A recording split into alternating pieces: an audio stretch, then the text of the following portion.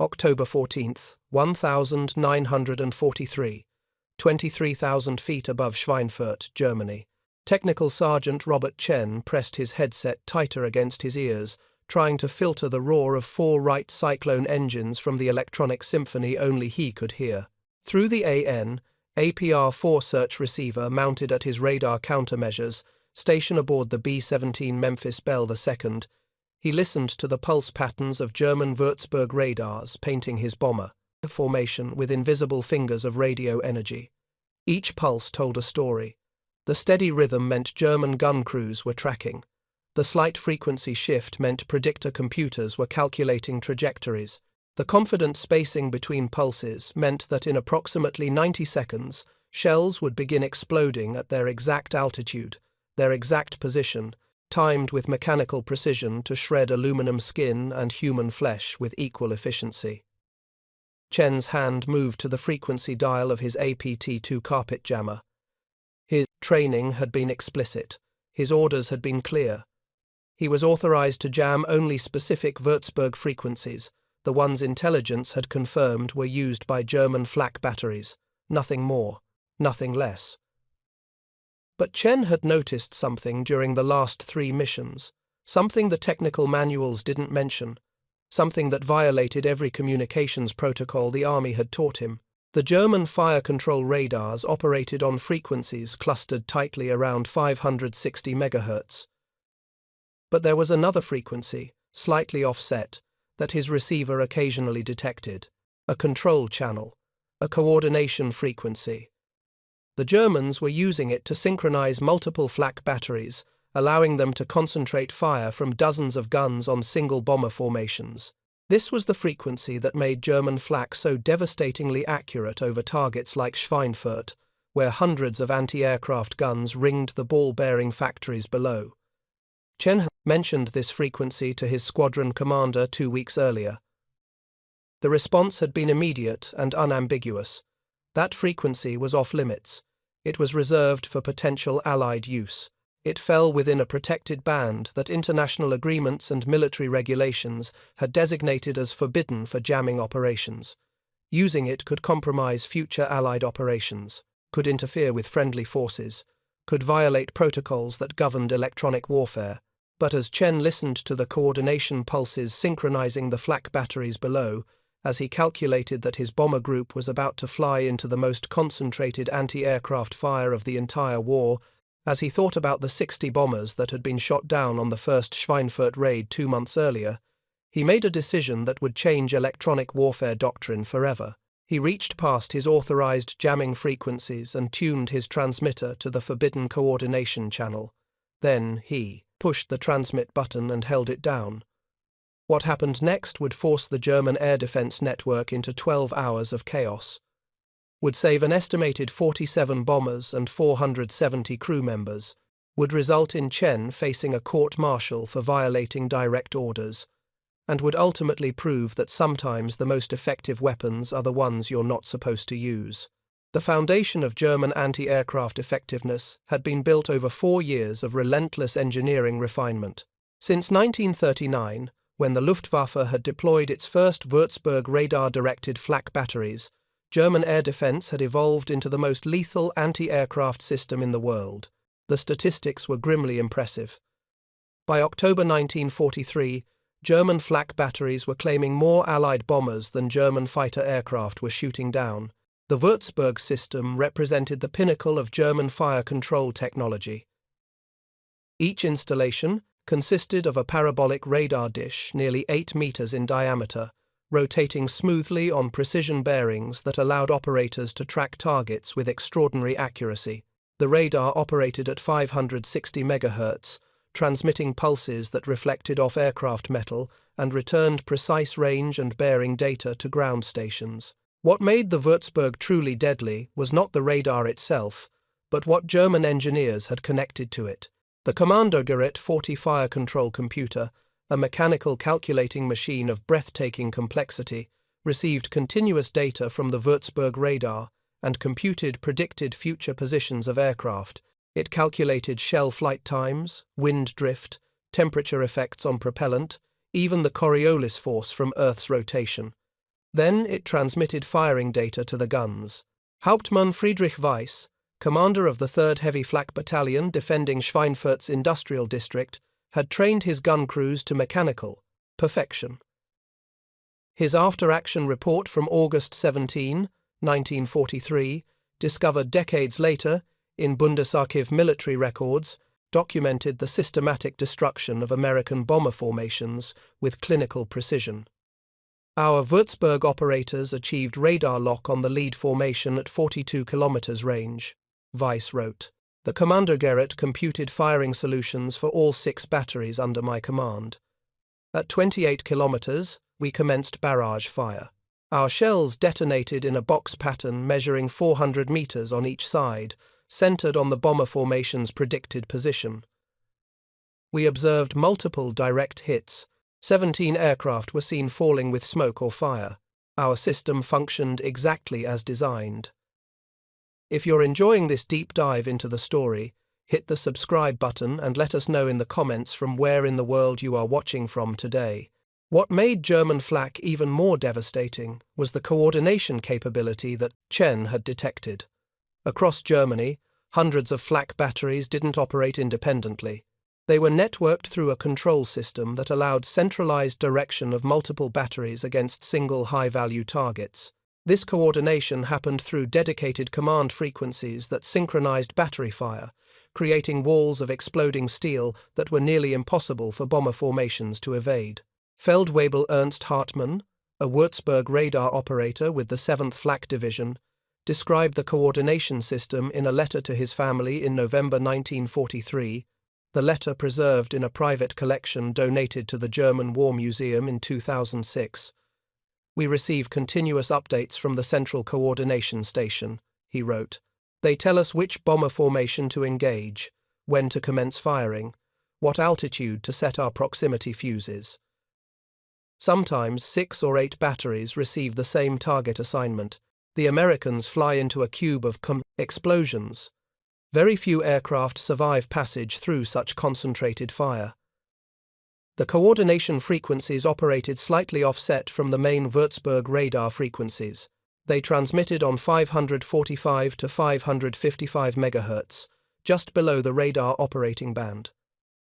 This separation was deliberate. It prevented jamming of the radar from affecting the coordination network. It ensured that even if Americans developed radar countermeasures, the ability to concentrate fire from multiple batteries would remain intact. By October 1943, the 8th Air Force had lost over 600 heavy bombers to German flak since operations had begun. The casualty rate was unsustainable. Bomber crews faced a statistical nightmare. The required 25 missions for completing a combat tour represented a mathematical death sentence. Statistical analysis showed that fewer than 1 crew in 4 would survive to complete their tour based on current loss rates. The mission to Schweinfurt on October 14, 1943, would become known as Black Thursday in 8th Air Force history.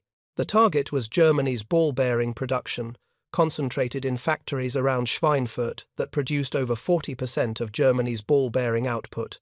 Destroying these factories could cripple German war production across every sector from aircraft to tanks to submarines. But Schweinfurt sat deep in Germany, beyond the range of fighter escort. The bombers would fly unescorted for over 400 miles through German airspace, and Schweinfurt's importance meant it was defended by one of the heaviest concentrations of anti-aircraft guns in Germany. Over 300 heavy flak guns ringed the city, all radar-directed, all coordinated through the centralized fire control network that made German flak so deadly. 291 B-17 flying fortresses took off from bases across England on the morning of October 14th. Each bomber carried a crew of 10 men. Each crew knew the odds they faced. The first Schweinfurt raid in August had cost 60 bombers, over 20% of the attacking force. This second raid would face even heavier defenses because the Germans now understood how critical Schweinfurt was to Allied targeting priorities. Technical Sergeant Robert Chen had joined the 384th Bomb Group as a radar countermeasures officer in July 1943. Born in San Francisco in 1921, Chen had studied electrical engineering at the University of California before being drafted in 1942. The Army, recognizing his technical aptitude and his perfect English, had sent him to the Signal Corps Radar School at Fort Monmouth, New Jersey. There, Chen had been introduced to the emerging field of radar countermeasures, the invisible electronic war being fought in the radio frequency spectrum. He learned about German radar systems, their frequencies, their characteristics, their vulnerabilities. He learned to operate the APR-4 search receiver, the device that allowed him to detect and identify German radar transmissions. He learned to operate the APT-2 carpet jammer, the transmitter that could flood German radar receivers with noise and render them useless for tracking targets. But he also learned about the restrictions, about the frequencies that were off-limits, about the international agreements and military protocols that governed electronic warfare. The Signal Corps instructors had been explicit. Certain frequency bands were reserved. They might be needed for Allied operations. They might be used by friendly forces. They might be essential for future plans that junior officers and enlisted men weren't cleared to know about. The frequency band from 545 to 555 MHz was explicitly forbidden. Under no circumstances were radar countermeasures operators to jam those frequencies. The restrictions were written into technical orders. They were emphasized repeatedly in training. They were part of the formal rules of engagement that governed electronic warfare operations. Chen had accepted these restrictions without question during training. But his first combat mission had introduced him to a reality that training hadn't fully prepared him for. The reality of watching bombers explode in mid-air. The reality of seeing parachutes that never opened because the men inside were already dead. The reality of counting bombers at the start of a mission and counting far fewer on the return flight. His bomber, Memphis Belle II, named after the famous B-17 that had completed 25 missions and returned to the United States, carried specialized electronic warfare equipment that most bombers didn't have. Chen's station included the APR-4 receiver for detecting German radar, 2 APT-2 carpet jammers for jamming those radars, and various monitoring equipment that allowed him to track the electronic battle happening invisibly around the bomber formation. During his first mission to Bremen in August, Chen had activated his carpet jammers when German Würzburg radars began tracking the formation. The effect had been immediate and dramatic. The steady stream of radar-directed flak that had been tracking the bombers suddenly became random and scattered. Shells that had been exploding in tight patterns around the formation now burst hundreds of meters away. The jammers worked exactly as promised. But Chen had noticed something else during that mission. On his APR-4 receiver, scanning across the frequency spectrum, he detected another signal. Not the main Würzburg radar frequency he was jamming. Something else, a different pulse pattern, a coordination signal. He monitored that signal through the mission, watching its characteristics. It wasn't continuous like the radar tracking signals. It transmitted in short bursts, like someone sending coded instructions. The signal appeared strongest when multiple flak batteries were firing in coordinated patterns. It disappeared when flak fire became scattered and uncoordinated. Chen mentioned this observation in his mission debriefing. The intelligence officer had noted it but seemed uninterested. German communications weren't Chen's concern. His job was to jam Würzburg radars, nothing more. But over subsequent missions to Emden, to Münster, to targets across northwestern Germany, Chen continued monitoring that coordination frequency. He began to understand its pattern. The coordination signals transmitted precise timing information. They told multiple flak batteries when to commence firing, when to shift to new targets, what altitudes to set their fuses for. By coordinating dozens of batteries, the Germans could create boxes of exploding shells that bomber formations couldn't avoid. The Americans called it predicted barrage fire, and it was devastatingly effective. By late September, Chen had confirmed that the coordination frequency was 550 MHz, right in the middle of the forbidden band. He reported this to his squadron commander, Captain William Morrison, explaining that jamming this frequency might disrupt German flak coordination far more effectively than jamming individual radar sets. Morrison's response had been immediate and unambiguous. "That frequency is off limits, Sergeant. I don't care what the Germans are using it for. We don't jam it. Those are the rules. If you violate those rules, you'll face court-martial. Is that clear?" It was clear. Chen acknowledged the order and returned to his duties. But the question gnawed at him. If jamming one forbidden frequency could save American lives, prevent bombers from being shot down, allow crews to return home to their families, was following the rules worth the cost of those lives? The briefing for the October 14th Schweinfurt mission took place at 0400 hours. 291 crews assembled in drafty Quonset huts across multiple airfields. When the curtain covering the mission map was pulled back, revealing the red line stretching deep into Germany to Schweinfurt, the collective groan from assembled air crews was audible. Everyone knew Schweinfurt. Everyone remembered the August raid, 60 bombers lost, 600 men killed, captured, or wounded, and now they were going back. The intelligence officer's briefing did nothing to ease concerns. Schweinfurt's defences had been reinforced. Flak gun counts had increased by 40%. The Germans knew the ball-bearing factories were critical targets and had prepared accordingly.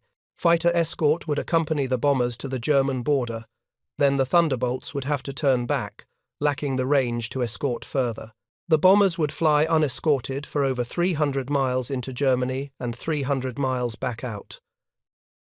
German fighter attacks would be concentrated and sustained, and over Schweinfurt itself, the bombers would face the heaviest anti-aircraft fire of any target in Germany. Expected losses: 20 to 25% of attacking force, 60 to 70 bombers, 600 to 700 men. These numbers were presented matter-of-factly, as if discussing crop yields rather than human lives. Crews absorbed the information in silence. Some men prayed. Others wrote letters they hoped would never need to be delivered. A few simply sat staring at the mission map, calculating their odds of survival. Chen attended a separate briefing for radar countermeasures personnel. Only 12 bombers in the entire strike force carried the specialized electronic warfare equipment. Those 12 bombers would be distributed through the formations, providing jamming coverage to protect as many aircraft as possible. Chen's bomber would fly in the lead formation, first over target, first to face the concentrated Schweinfurt defenses. The countermeasures briefing emphasized the importance of jamming Würzburg radars. Intelligence estimated over 50 Würzburg-equipped flak batteries defended Schweinfurt. Each bomber with carpet jammers could protect approximately 20 to 30 bombers flying nearby by creating cones of jamming that blinded German radars. The briefing also repeated the restrictions on jamming frequencies. The forbidden bands were explicitly identified. The consequences for violating those restrictions were stated clearly. The bombers began taking off at 0730 hours. 291 four-engine bombers, each weighing 30 tons fully loaded, roared down runways across East Anglia and climbed laboriously into formation. The assembly process took over an hour. Formations had to be tight for mutual defensive fire from the bombers' machine guns. They had to be precise for accurate bombing. They had to be coordinated, so the stream of bombers didn't stretch too far, making it easier for German fighters to attack isolated groups. By 0900 hours, the massive bomber stream was heading east across the English Channel. In the nose of Memphis Belle II, Chen ran final checks on his electronic warfare equipment. The AN/APR-4 receiver was functioning normally, its cathode ray tube display showing the expected background noise and scatter. Both APT-2 carpet jammers showed good output power on their meters. All equipment was operational and ready. The bomber stream crossed the Dutch coast at 0945. Almost immediately, Chen's receiver began showing German radar activity, early warning radars first, tracking the incoming raid from long range. Then, as bombers penetrated deeper into German airspace, shorter-range tracking radars appeared.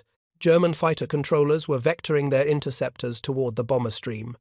The first fighter attacks came near Aachen. Messerschmitt Bf 109 fighters, and Focke-Wulf, 190 fighters, dove through the bomber formations, cannon and machine guns blazing. The carefully assembled formations began to fray as bombers took evasive action and as damaged aircraft fell out of formation.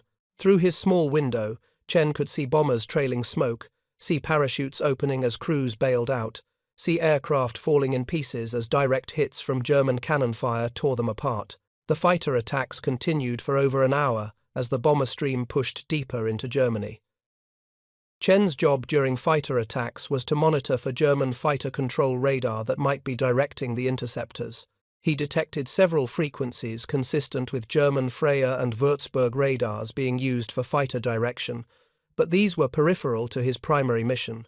His job would become critical when they reached Schweinfurt and the Flak began. At 1100 hours, the lead navigator radioed that Schweinfurt was 30 minutes ahead. The bomber formations tightened up, closing, gaps left by bombers lost to fighter attacks. In the lead aircraft of each group, bombardiers activated their Norden bomb sights and began tracking toward the initial point where they would begin their bomb runs. Chen began detecting Würzburg radars at 25 minutes from target. The distinct pulse pattern appeared on his receiver, initially weak and intermittent, then growing stronger as the bombers flew closer to Schweinfurt. He noted the frequencies: 558 MHz, 562 MHz, 559 MHz. Multiple Würzburg radars were beginning to track the incoming bomber formations. At 20 minutes from target, Chen activated his first carpet jammer, tuning it to 560 MHz to jam the cluster of Würzburg radars he was detecting. The jammer transmitter began pumping out radio frequency noise, flooding the German radar receivers with interference. Through his receiver, Chen could hear the effect. The steady Würzburg pulse patterns became broken and erratic as his jamming overwhelmed the radar returns. But then he heard something else. The coordination signal. 550 MHz, right in the middle of the forbidden band. The signal was stronger here than he'd heard on any previous mission.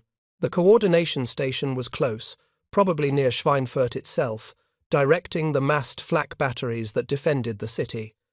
Chen hesitated. His orders were clear. That frequency was forbidden. Jamming it would violate direct orders, would result in court-martial, would end his career, and possibly result in imprisonment. But the coordination signal was getting stronger. He could hear its steady pulse, knew it was synchronizing dozens of flak batteries into the devastating coordinated fire patterns that would soon be tearing his formation apart. At 15 minutes from target, the first flak bursts appeared. Black clouds of explosion at the bomber's altitude ahead. The shells weren't accurate yet, exploding hundreds of meters away from the formations. Chen's jamming was working, blinding the Würzburg radars that would normally provide precise tracking data. But then the flak pattern changed. The scattered random bursts suddenly coalesced into tight boxes directly in the bomber formation's path. The coordination network had taken over. Even though individual Würzburg radars couldn't track precisely because of Chen's jamming, the coordination system was using last known positions and predicted tracks to mass fire from multiple batteries into the zones where bombers had to fly. The formation ahead of Chen's bomber flew into one of these coordinated barrages. He watched as shells exploded in a cluster among the bombers. 2 aircraft staggered as shrapnel tore through wings and fuselages. One bomber, hit directly in the cockpit, nosed over and began the long fall to earth. No parachutes appeared. Chen made his decision. He reached for the frequency control on his second carpet jammer. His hand was steady. He tuned the jammer away from the authorized Würzburg frequencies and set it precisely on 550 MHz, the forbidden coordination frequency. Then he pushed the transmit button and locked it in the on position. The effect wasn't immediately visible, but through his receiver, Chen could hear it. The steady coordination pulses disappeared, drowned in the screaming noise from his jammer. He was broadcasting a wall of radio frequency interference directly into the German Flak coordination network. For 12,000 feet above Schweinfurt, the change in German Flak patterns would take several minutes to become apparent. But in the Flak coordination center, Major Klaus Richter stared at his communications panel in confusion as the network linking 52 Flak batteries suddenly filled with incomprehensible noise. Major Klaus Richter had commanded the Schweinfurt Flak Coordination Center since May 1943. His station, buried 3 meters underground in a reinforced concrete bunker beneath Schweinfurt's City Hall, contained the communications equipment that synchronized 52 heavy Flak batteries across a defensive ring 20 kilometers in diameter. From this center, Richter and his staff directed the most concentrated anti-aircraft fire in Germany. The coordination system represented years of tactical refinement. Würzburg radars at individual battery sites tracked incoming bomber formations and transmitted position data to Richter's center. His staff plotted these positions on a large horizontal map table, updating tracks continuously as bombers approached. When formations reached predetermined engagement zones, Richter would assign multiple batteries to concentrate fire on high-priority targets, typically the lead bombardment groups whose aircraft carried the Pathfinder crews that marked targets for following bombers. The system had worked with devastating effectiveness during the first Schweinfurt raid in August. Richter's after-action report, filed with Luftwaffe Air Defense Command on August 18, 1943, documented the destruction of 17 bombers through coordinated barrage fire, with another 23 bombers suffering major damage that forced them to abort their missions or crash before reaching England. The morning of October 14th began normally for Richter's coordination center. Early warning radars detected the American formation assembling over England at approximately 0800 hours. Track data indicated a large raid, probably 250 to 300 bombers heading toward Germany. Richter alerted all battery commanders in his network to prepare for sustained action as the bomber stream crossed the German border and penetrated deeper toward Schweinfurt. Richter's staff tracked its progress with growing certainty about the target. The Americans were coming back to Schweinfurt, the ball-bearing factories again. Richter had expected this. The Americans were predictable in their targeting priorities. They had struck Schweinfurt in August and inflicted significant damage. Of course, they would return to finish the job. By 10:45, radar plots showed the bomber stream approaching from the northwest, roughly 30 minutes from Schweinfurt. Richter issued preliminary engagement orders to all batteries. They would commence firing when bombers reached 20 kilometers range. Individual batteries would engage targets in their sectors until Richter transmitted coordination orders, at which point assigned batteries would concentrate fire on priority targets. At 11:15, the first American bombers appeared on radar screens at battery command posts across the defensive ring. Würzburg operators achieved tracking locks. Fire control computers began calculating firing solutions. At 11:20, the first batteries opened fire. Through the telephone connections linking his command post to forward observation points, Richter could hear the thunder of heavy guns beginning their work. Initial fire was scattered, which was normal. Individual batteries engaged targets before coordination orders were transmitted. But Richter noted with concern that the fire seemed more scattered than usual. The Würzburg operators were reporting intermittent tracking, unusual signal degradation. The Americans were jamming, more effectively than they had in August. No matter, the coordination system would compensate. Even if individual radars couldn't track precisely, Richter could still mass fire from multiple batteries into predicted zones. He watched the plot table as American bombers approached 15 kilometers range. The lead formation was clearly identified. 3 combat boxes in trail formation, approximately 60 bombers total, heading directly for the ball-bearing factory complex. Richter keyed his microphone to transmit coordination orders to batteries 7 through 14. 8 heavy Flak batteries would concentrate fire on the lead American formation. He pressed the transmit button. Static, loud, harsh, overwhelming static. Richter released the button, adjusted the frequency control, and tried again. More static. He switched to the backup coordination frequency. The same screaming noise filled his headset, so loud he yanked the headphones away from his ears. Across the coordination center, Other radio operators were experiencing identical problems. Every coordination frequency, the primary channel and both backups, was completely jammed. The network linking 52 batteries had been reduced to useless noise in seconds. Oberst Werner Schmidt, Richter's immediate superior and commander of the 3rd Flak Division, stood at the plot table watching the American bomber tracks converge on Schweinfurt. "Status of coordination network?" he demanded. "Completely jammed, Herr Oberst," Richter reported, his voice tight with frustration. "All frequencies are unusable. I have no communications with the batteries."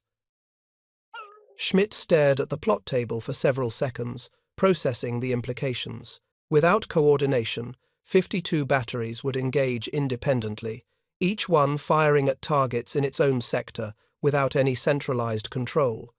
There would be no concentration of fire, no massed barrages that could overwhelm bomber formations. Each battery would operate alone, and experience had proven that dispersed fire was far less effective than coordinated fire. "Revert to telephone communications," Schmidt ordered. "Use the landline network." Richter had already considered and rejected that option. "Herr Oberst, we have telephone connections to battery command posts, but the latency is too great. By the time I relay targeting information by telephone, confirm receipt, and allow time for batteries to adjust aim and commence firing, the targets will have moved beyond the engagement zone. The Americans will be over the target and departing before we can coordinate effective fire." Schmidt understood immediately. The telephone network worked adequately for routine communications and administrative traffic, but coordinating 52 batteries against fast-moving targets required instantaneous transmission of firing orders, which only radio could provide. The Americans had found and jammed the coordination frequencies. They had decapitated the entire flak defense system. "All batteries engage independently," Schmidt ordered. "Maximum rate of fire. We may not be able to coordinate, but we can still fill the sky with steel." Richter transmitted the order to battery commanders using the telephone network. Independent engagement. Each battery would track targets in its sector and fire without waiting for coordination from central command. It was a desperate measure, enormously wasteful of ammunition, and far less effective than coordinated fire. But it was all they could do with their coordination network, rendered useless. At 11:28, as the lead American bomber formations reached 10 kilometers from Schweinfurt, German flak batteries commenced maximum rate fire. The noise was tremendous. Over 300 heavy guns firing as rapidly as their crews could load shells. The sky filled with black clouds of explosions. But the fire was scattered across a wide area rather than concentrated into killing zones. Individual batteries tracked individual targets, but without coordination, shells exploded in dispersed patterns that bombers could fly through with far less risk than they faced from coordinated barrages. The Americans had blinded the coordination system, and German flak effectiveness dropped catastrophically. If you find this story engaging, please take a moment to subscribe and enable notifications. It helps us continue producing in-depth content like this. Aboard Memphis Belle II, 12,000 feet above Schweinfurt, Technical Sergeant Chen monitored his equipment, with growing satisfaction mixed with deep apprehension. The coordination frequency remained completely jammed. His transmitter was pumping kilowatts of radio frequency noise directly into the German command network, and the effect on German flak was exactly what he had hoped for and predicted. The tight boxes of coordinated fire that had appeared as the bombers approached Schweinfurt had dissolved into scattered random bursts. Shells were still exploding at the bombers' altitude, thousands of them, but they weren't concentrated in the narrow zones where bombers had to fly. The formation was taking hits, aircraft were being damaged, but the catastrophic destruction that coordinated fire produced wasn't happening. Chen could see bombers in the formation ahead releasing their bombs. The ball-bearing factories below were erupting in explosions and smoke, as 12,000 pounds of high explosive per bomber rained down on the target. The mission was succeeding. The factories were being destroyed. And bomber losses, while still significant, were far lower than the predicted 20 to 25%. But Chen also understood with absolute clarity What would happen when the mission ended and the bombers returned to England? His squadron commander had been explicit. Jamming the forbidden frequencies would result in court-martial. Chen had violated direct orders, willfully and deliberately. He had done so believing it was the right decision, believing it would save American lives. But good intentions wouldn't protect him from the consequences of disobedience. The bomber stream turned away from Schweinfurt at 11:42, having dropped over 350 tons of bombs on the ball-bearing factories. Black smoke rose thousands of feet above the city. Secondary explosions rippled through factory complexes as fires reached stored materials and fuel supplies. The bombing had been devastatingly accurate. Chen maintained his jamming of the coordination frequency throughout the departure from the target area.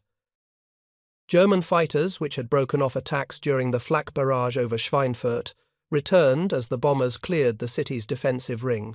More bombers fell to fighter attacks during the long flight back across Germany, but the concentrated flak that normally inflicted the heaviest losses over heavily defended targets had been disrupted completely.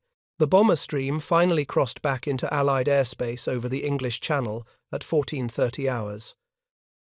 Chen secured his jamming equipment and began documenting his actions in the required mission report. He noted the frequencies jammed, the timing of jamming operations, and the observed effects on German flak patterns. He included the fact that he had jammed 550 MHz, a forbidden coordination frequency, in direct violation of standing orders. Memphis Bell II landed at its home base in Suffolk at 15:10 hours. As Chen climbed down from the aircraft, he saw 2 military police officers waiting at the hard stand. His squadron commander, Captain Morrison, stood beside them. "Sergeant Chen," Morrison said formally, his voice carrying no emotion, "you are to report immediately to group headquarters for debriefing. These officers will escort you." Chen had expected this. He nodded acknowledgement and followed the MPs toward the headquarters building. Behind him, his crew was celebrating survival of another mission, laughing and joking with the nervous energy that came from being alive when so many others weren't. Chen had helped bring them home safely. Now he would face the consequences. The initial debriefing took place in a small office at Group Headquarters. Present were Captain Morrison, Major Harold Stevens from Group Intelligence, and a full Colonel Chen didn't recognize who introduced himself as Colonel Thomas Bradford from 8th Air Force Headquarters. The presence of a headquarters colonel at a routine mission debriefing indicated the seriousness of the situation. Colonel Bradford opened the session by reading from Chen's mission report. "You state here that you jammed a frequency identified as 550 MHz, which you describe as a German flak coordination channel. Is that correct?" "Yes, sir," Chen replied. "You are aware that frequency is designated as forbidden for jamming operations?" "Yes, sir. I was explicitly briefed that 545 to 555 MHz was off limits." "You were aware of this restriction, yet you violated it deliberately?" "Yes, sir." Bradford set the mission report aside and looked directly at Chen. "Sergeant, you understand the gravity of what you've done. You violated direct orders.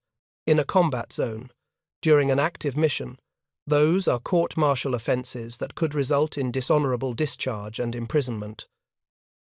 Chen met the colonel's gaze steadily. "I understand, sir. I believed jamming that frequency would save American lives. I observed that it disrupted German flak coordination and reduced the accuracy of their fire. I believed the tactical benefit justified violating the restriction."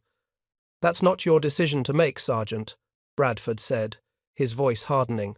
"Those restrictions exist for reasons you're not cleared to understand. You don't get to decide which orders to follow based on your tactical assessment." Before Chen could respond, Major Stevens interrupted. "Colonel, if I may?" He opened a folder containing photographs and reconnaissance reports. "These are initial battle damage assessments from Schweinfurt. We're estimating 60 to 70% destruction of ball-bearing production capacity. More significantly, we lost 60 bombers today, which represents 21% of the attacking force." Bradford looked up sharply. 21%? Intelligence estimated 25 to 30% losses for a second Schweinfurt raid. Yes, sir, the losses were lower than predicted. And based on preliminary crew debriefings, multiple crews are reporting that German flak over Schweinfurt was noticeably less accurate than the flak they encountered during the first raid in August. The shells were just as numerous, but they weren't concentrated into the coordinated barrage patterns that made Schweinfurt's defences so deadly. Bradford absorbed this information silently. He turned back to Chen. You jammed the coordination frequency for how long? Continuously from 15 minutes before reaching the target until we departed the target area, sir. Approximately 22 minutes of continuous jamming. And during that time, you observed reduced effectiveness of German flak? Yes, sir. The fire became scattered rather than concentrated. Individual batteries were still firing, but they weren't coordinating into massed barrages. Bradford stood and walked to the window, staring out at the flight line where bombers were being repaired and rearmed for tomorrow's mission. He stood silent for nearly a minute while the others waited. Finally, he turned back to the room. Sergeant Chen, you violated orders. That cannot be overlooked or excused. However, the tactical results of your actions appear to have been beneficial. You may have saved bomber crews and aircraft through your decision to jam that coordination frequency. He paused, considering his next words carefully. I'm recommending that you receive a formal reprimand for violating standing orders. That reprimand will remain in your service record. However, I'm also recommending that the restriction on jamming the 545 to 555 MHz band be reviewed immediately by 8th Air Force electronic warfare staff. He looked directly at Chen. If subsequent analysis supports your tactical assessment that jamming German coordination frequencies significantly degrades their flak effectiveness, those restrictions may be modified. But unless those restrictions are officially changed, you will not jam forbidden frequencies again. Is that clear? Yes, sir. Perfectly clear. Dismissed, Sergeant. Return to your unit. Chen saluted and left the office. The reprimand was the lightest possible punishment for violating direct orders in combat. It would remain in his record, would likely prevent promotion, but it wouldn't end his military career or result in imprisonment. More importantly, the colonel had indicated the restrictions might be reviewed. Chen's gamble had worked, tactically, if not personally. The review of electronic warfare restrictions proceeded with remarkable speed. Within 48 hours of the Schweinfurt mission, 8th Air Force had convened a technical assessment board consisting of radar countermeasures, officers, intelligence analysts, and operational planners. The board's task was to evaluate whether jamming German flak coordination frequencies should be authorized as standard practice. The evidence was overwhelming.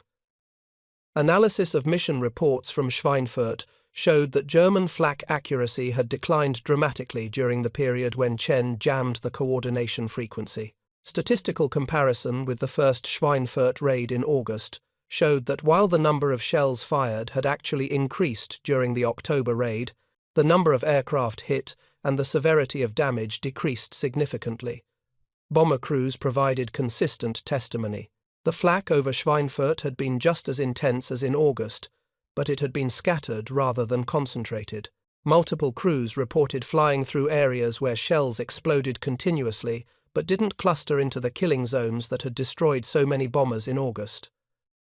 German radar intercepts provided additional evidence. The Y Service, Britain's signals intelligence organization monitoring German communications, had recorded the chaos in German flak coordination networks during the Schweinfurt raid. Intercepted communications showed German battery commanders reporting loss of coordination, inability to concentrate fire, and frustration at reduced effectiveness.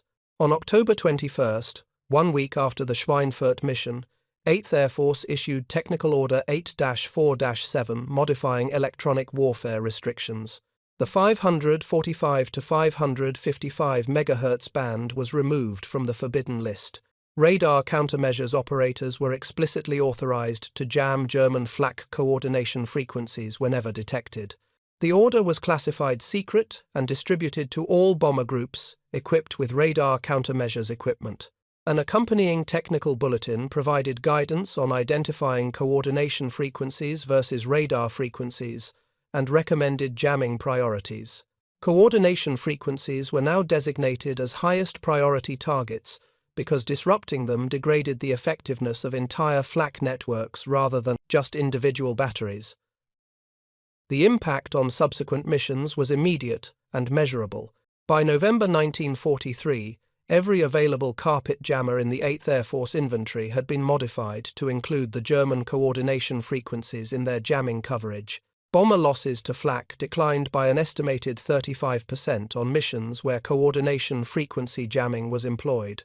Hauptmann Friedrich Weiss, the Flak battery commander who had written so confidently about his unit's effectiveness in August, wrote very differently in his December 1943 after-action reports.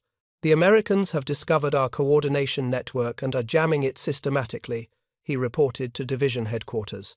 "Without coordination capability, our batteries engage independently with drastically reduced effectiveness.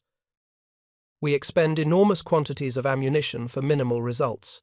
The Americans fly through our fire with acceptable losses rather than catastrophic losses."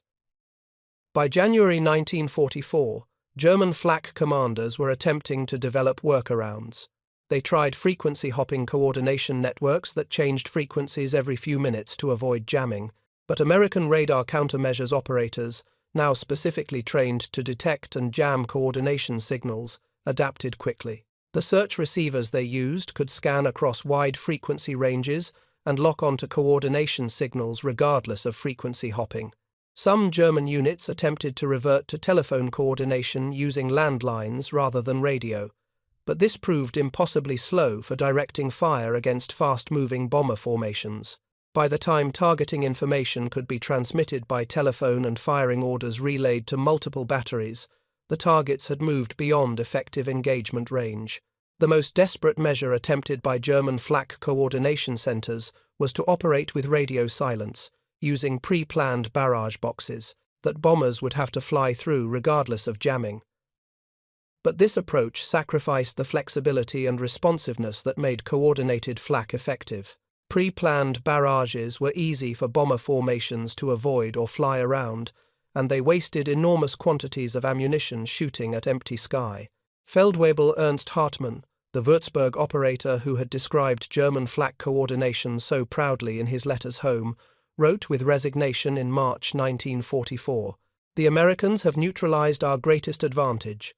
Our sophisticated coordination system that allowed us to concentrate fire from many batteries is now useless.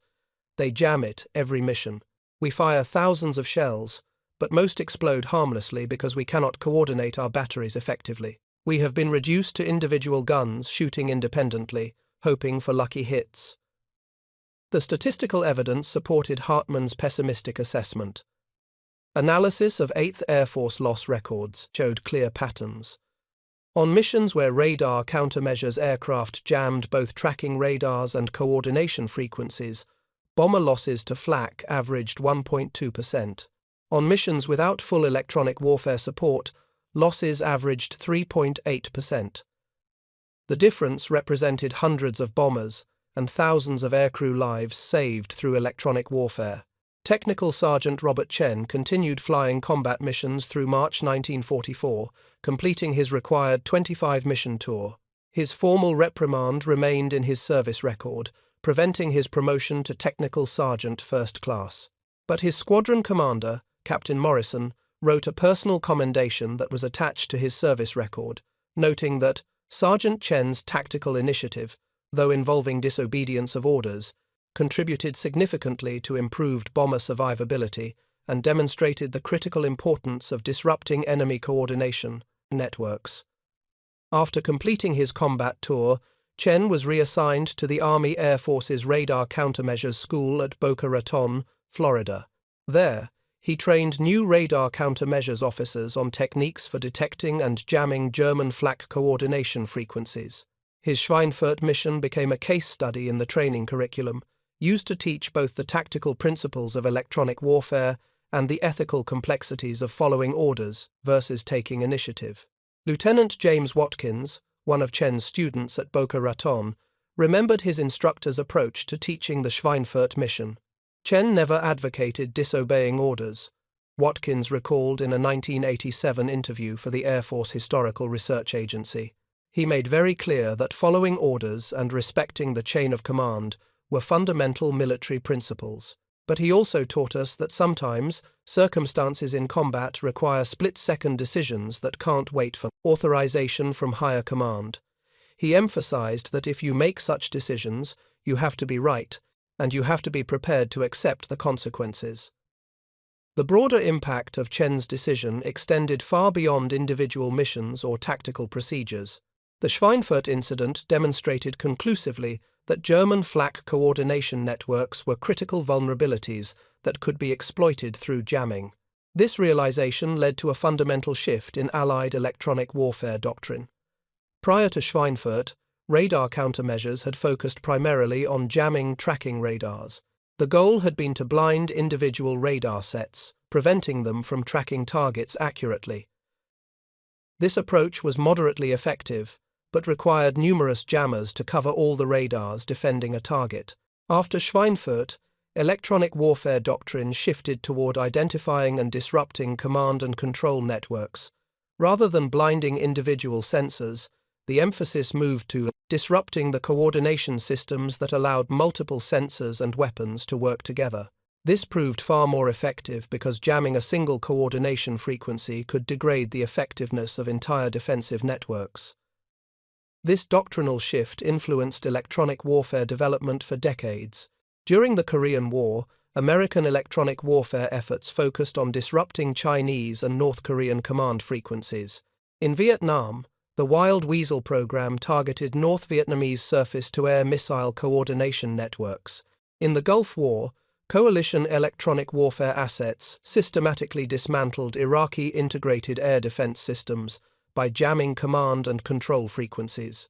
The principle that Chen demonstrated over Schweinfurt, that disrupting coordination is more effective than attacking individual systems, became foundational to modern network-centric warfare concepts. Contemporary military doctrine emphasizes attacking enemy networks and command structures, rather than merely destroying individual weapons platforms. The German experience with Flak coordination jamming had strategic consequences that extended beyond immediate tactical effects. By early 1944, Germany was being forced to divert significant resources to the futile task of making Flak coordination jam-resistant. Research facilities at Telefunken and other electronics firms devoted thousands of engineering hours to developing frequency hopping systems, alternative coordination methods, and improved electronic countermeasures. These were resources desperately needed elsewhere. German radar development for night fighters was falling behind Allied countermeasures. The Kriegsmarine needed improved radar for U-boats. The Luftwaffe needed better fire control radar for fighters. But substantial technical effort was being consumed by attempts to solve the Flak coordination problem, a problem that ultimately proved unsolvable given Allied electronic warfare capabilities. The resource diversion extended to ammunition production. With Flak effectiveness degraded by jamming, German batteries had to fire far more shells to achieve the same number of hits.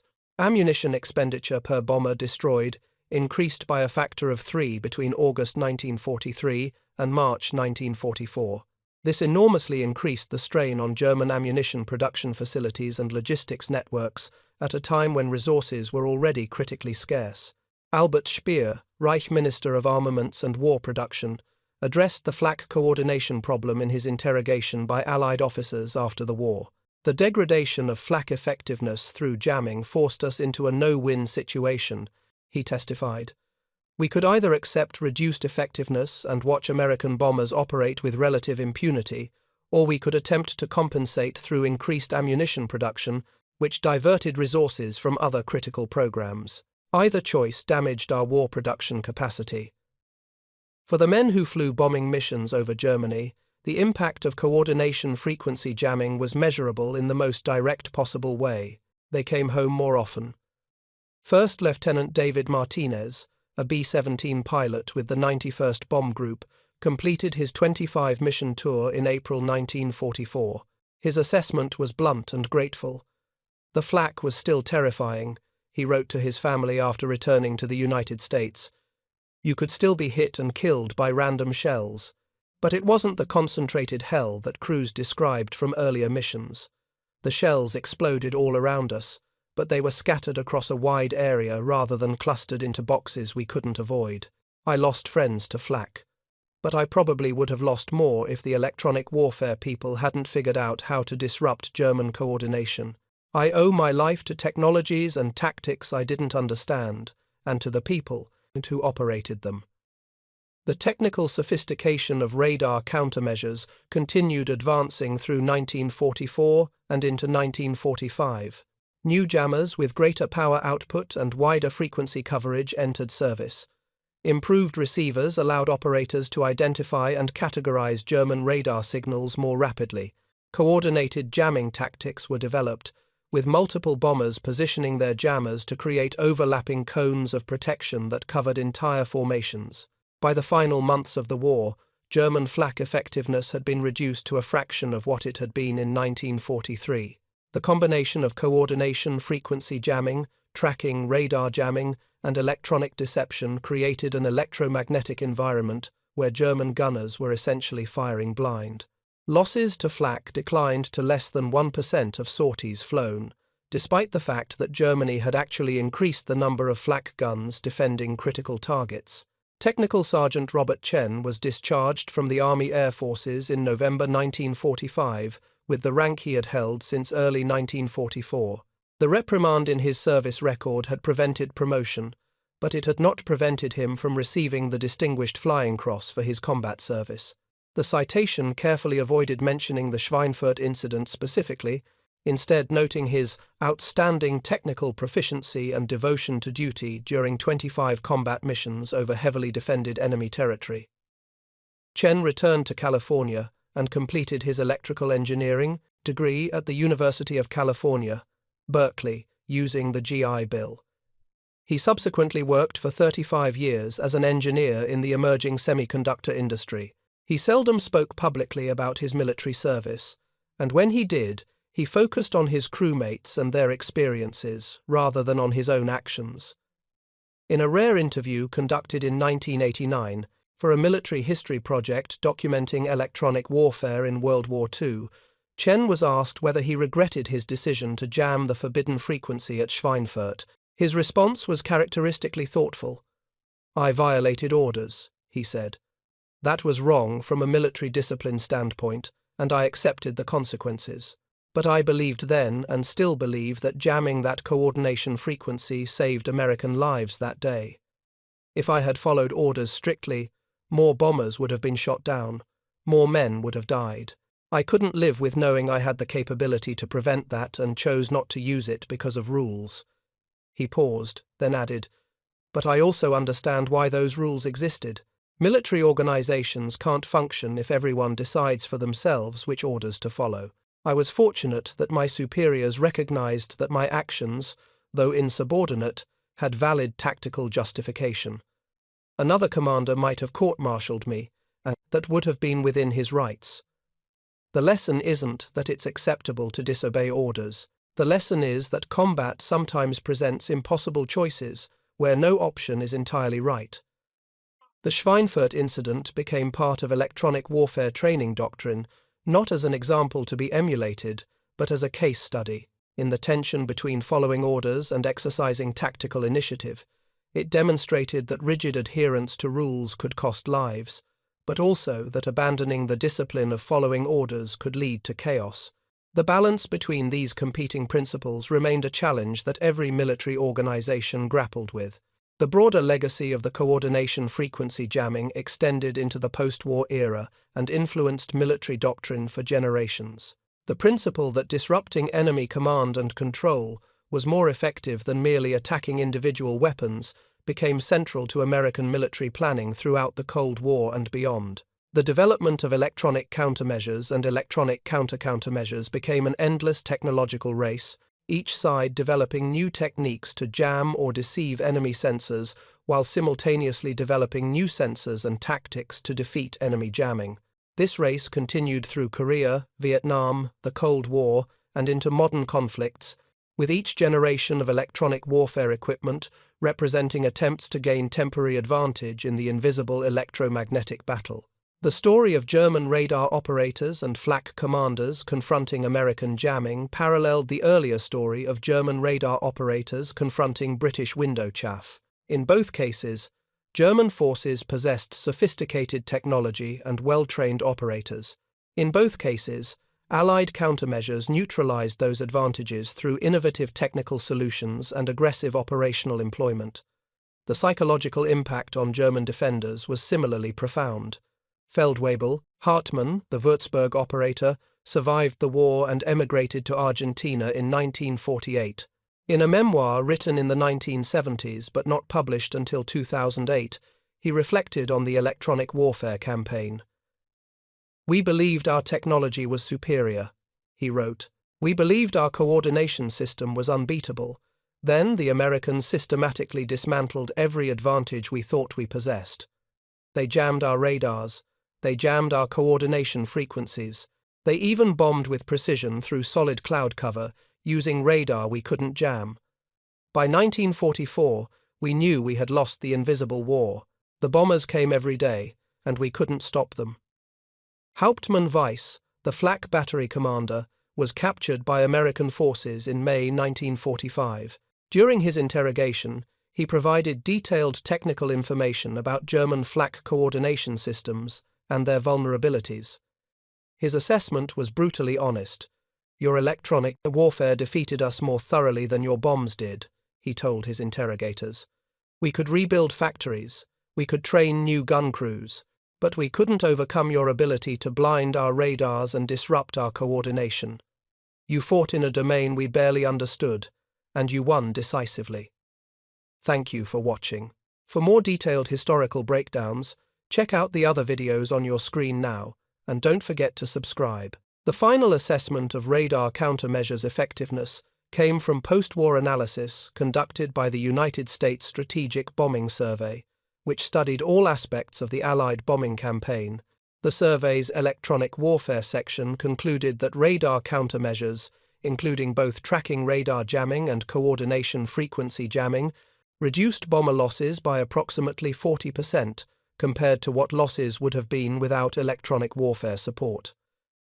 This reduction represented roughly 1,800 heavy bombers, preserved that would otherwise have been lost to Flak. At 10 crew members per bomber, radar countermeasures saved approximately 18,000 American and British aircrew lives during the combined bomber offensive against Germany. The cost of achieving this result was remarkably modest. The total production of all radar countermeasures equipment for the 8th Air Force represented less than 2% of the total cost of the bomber force itself. In cost-effectiveness terms, electronic warfare proved to be one of the highest return investments made during the war. Technical Sergeant Robert Chen's decision over Schweinfurt on October 14, 1943, represented a single moment in this larger electronic warfare campaign, but it was a decisive moment that changed doctrine, tactics, and ultimately saved lives. His willingness to violate orders when he believed it necessary, combined with his acceptance of the consequences of that choice, embodied both the strengths and the challenges of military service in a technological age. The bombers kept flying, the electronic warfare operators kept jamming, the Germans kept attempting countermeasures, and through this invisible battle fought in the radio frequency spectrum, the Allies gained an advantage that contributed materially to victory. Not through any single dramatic action, but through the cumulative effect of thousands of missions where skilled operators like Chen used their equipment and their judgment to protect the bombers and crews they flew with. In the end, the story of radar countermeasures in World War II was not about forbidden frequencies or violated orders. It was about young men with technical skills and moral courage, making life and death decisions in split seconds while flying through hostile skies. Some of those decisions violated rules. Some saved lives. The best ones did both, and forced the military establishment to recognize that sometimes the rules needed to change, to reflect the realities of combat. That recognition, born over the burning cities of Germany in 1943 and 1944, influenced military doctrine and electronic warfare development for decades to come. And it began with one radioman's decision to push a button he wasn't supposed to push, because he believed saving American lives was worth the personal cost of disobedience. The electromagnetic spectrum had become a battlefield as real as any physical terrain. The side that controlled it held decisive advantages, and control came not just from superior technology, but from operators willing to use that technology decisively when the moment demanded it, regardless of the rules that said they shouldn't.